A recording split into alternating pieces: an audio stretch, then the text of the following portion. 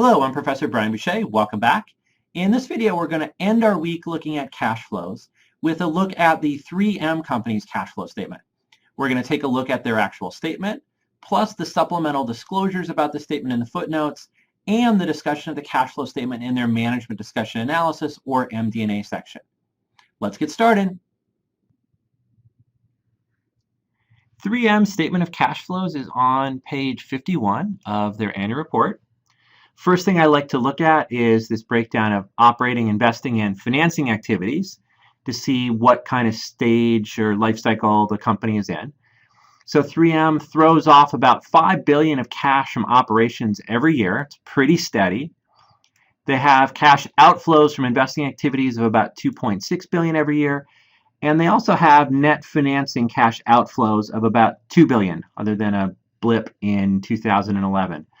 So this is sort of the classic mature company profile. You've got products that are essentially cash cows. They're just throwing off cash, things like Post-it notes and Scotch tape, things that we can't do without. They're still reinvesting a moderate amount back into the company, back into long-term assets, and we'll look at this more in a second. And they are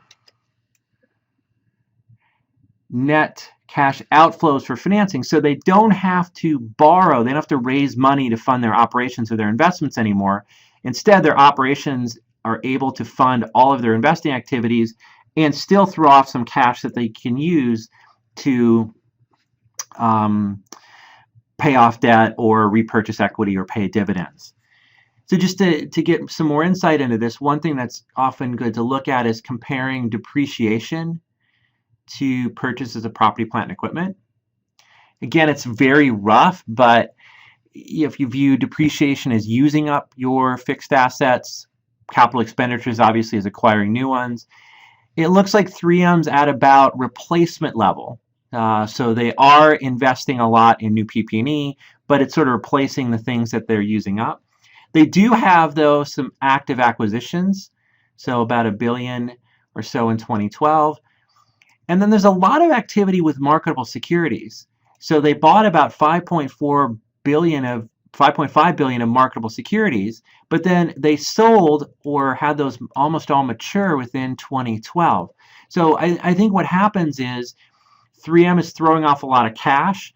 If they don't immediately have an acquisition in mind or immediately have purchase of property, plant, and equipment, they plow it into marketable securities and investments. And then when those opportunities to make an acquisition or buy PP&E come, they liquidate the marketable securities and use that to go out and make their acquisition. So it's almost like they're serving as their own bank by buying these marketable securities, holding their cash, getting some return, waiting until they can invest it. And then in the financing section, we see a lot of the financing cash outflow is purchase of treasury stock. That's probably for stock options. And then there's a big dividend that they pay to shareholders, which again is another example oftentimes of a mature company that if you don't have a full set of investments that you can plow your cash back into, you may as well just pay it back to your shareholders and let them reinvest it somewhere. I think you're ready to do these kinds of life cycle or growth analyses on your own. So here's what I want you to do. After the video is over, go on the internet, find a firm that you're interested in, take a look at their cash flow statement, and see what you can learn by looking at the company's operating, investing, and financing cash flows. Now let's dig into the operating section a bit more. So we start with net income. Ignore the non-controlling interest stuff for now and just view it as net income. Nice steady growth in net income, indicating that they are consistently able to price their products enough to cover the cost of running the business. And typical of a mature company, you have this steady profitability. That steady profitability turns into steady cash flows. So very mature, well-performing, humming along nicely company. One of the big discrepancies between net income and net cash from operations is depreciation and amortization. Now remember, that's not a source of cash, even though it looks like it here. Remember, depreciation reduces net income. It's non-cash, so we have to add it back to get to cash from operations. Fairly big number for 3M because it does a lot of manufacturing, and manufacturing companies tend to have high depreciation and amortization. Then we have a number of other non-cash expenses. So things like pensions, stock-based compensation, and we have some excess deferred taxes and excess tax benefits. So first, the pension and post-retirement contributions, stock-based compensation. These are things we recognize as expenses now, which means they're part of net income. But the cash is either paid in the future, as is the case for pensions and post-retirement benefits, or the cash really isn't paid as it is for stock-based compensation, although part of it is you're buying back treasury stock to use to satisfy options. But in any case, there's no cash flow this period for these expenses. And we'll talk more about the stock-based compensation later on. The pensions and post-retirements, that's beyond the scope of this course. You'll have to come and take my course at Wharton, my elective, to see more on pensions and post-retirements. The deferred taxes we'll obviously get to later in the class. So then we get to the section on changes in assets and liabilities. These are the changes in working capital. And what we see is the big chunk here are accounts receivable and inventory are negative. So let's think about what that means. Negative number on the operating cash flow under the indirect method means that these amounts must be going up on the balance sheet. Accounts receivable goes up as a non-cash asset. To stay in balance, we have to subtract it on the cash flow statement. And yes, even though you can't see it, I am doing up and down arrows with my hand. Inventories go up on the balance sheet. Non-cash asset going up, we have to subtract that on the cash flow statement. Accounts payable is also going up. Now remember, that's a liability, so if accounts payable, a liability increases, it's on the other side of the balance sheet equation, we have to increase it on the cash flow statement. So these could represent either good or bad news. Bad news scenario would be our customers are not paying us, we're having trouble selling our inventory, we're having to stretch our payables. But that's probably not the case here given the nice growth and profitability that's going on. And so a more likely story is it's still a growing company. So during the year, we're making a lot of credit sales at the end of the period.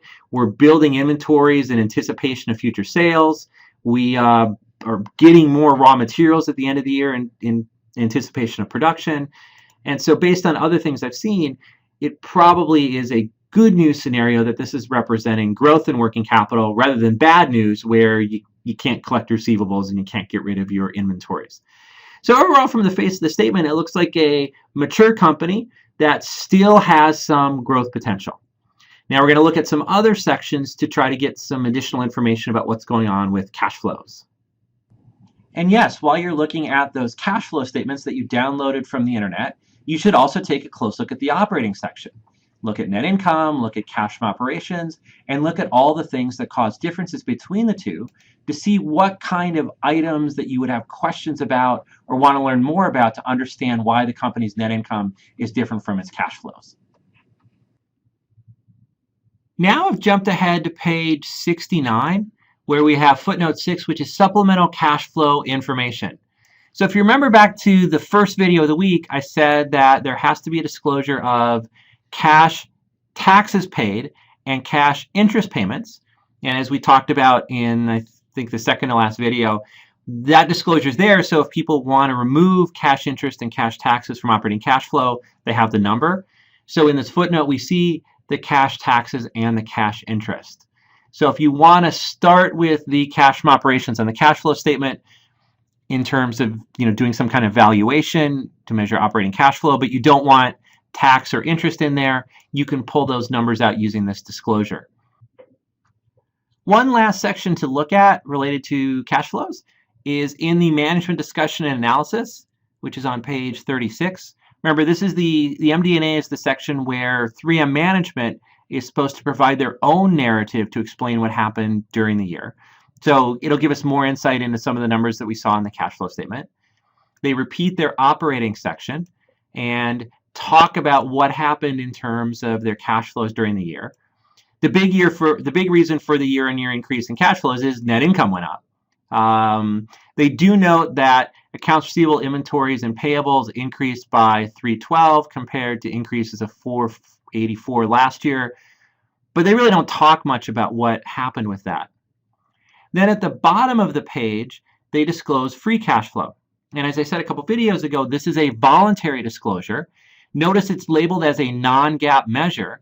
That means that there's no requirement by the SEC or the FASB to provide this measure, which also means there's no standardization. Companies can define this measure however they want. And when they do that, they have to alert investors and analysts that this is a non-GAAP measure, so it's not standardized. So remember, free cash flow is supposed to be operating cash flow minus investment in the future.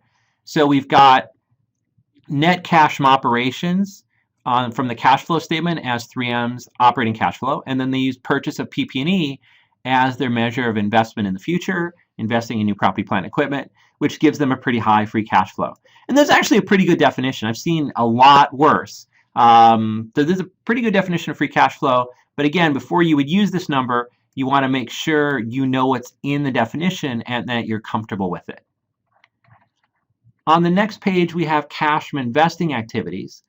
And what they've done here is they've netted all the marketable securities action into a small number. So instead of showing on the face the $5 billion they bought and then the almost $5 billion they sold, they just show a net number. So it really highlights that the big drivers of cash outflows were purchase of PP&E and acquisitions.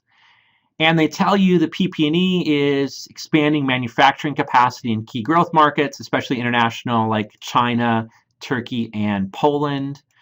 And so we can see that they do still have growth opportunities, and a lot of those growth opportunities seem to be international. For acquisitions, they refer us to note 2. You can go there and look. I'm probably not going to jump ahead and look at that. And then finally, they talk about cash flows from financing activities. So remember, the big chunks here were proceeds from, purchases of treasury stock. And the treasury stock, they say, is for stock-based compensation.